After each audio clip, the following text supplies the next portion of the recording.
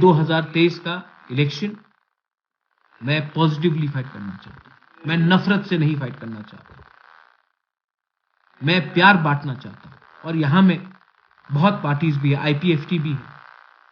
NC देव वर्मा अब नहीं रहे, भगवान उसके आत्मा को शांति दे। लेकिन मैं आईपीएफटी से फिर से दरख्वास्त करना चाहता हूं, कुछ नहीं मिलेगा। आपका डिमांड और हमारा डिमांड भी एक हो जाइए। मुझे नाम में कुछ परवाह नहीं है।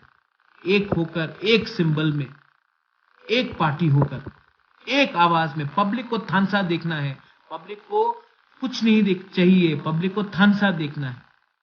एक पार्टी होकर, एक आवाज में, एक सिंबल होकर चलिए फाइट करते। मैं रेडी हूं। पब्लिक को जो चाहिए, हमारे लोगों को, गरीब जनता को यही चाहिए। गरीब जनता आशा कर रहा है। और अगर हम अपने स्वार्थ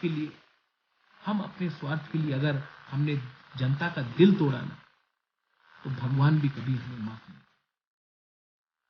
ये एक राइट चांस है हमें एक होने के लिए।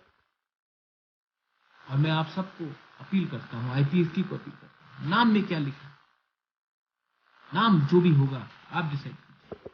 सिंबल एक होना चाहिए, तिपरासा को एक होना चाहिए, मुसलमान को एक होना चाहिए, हिंदू बंगाली को एक होना चाहिए, मणिपुरी आदिवासी को एक होना चाहिए।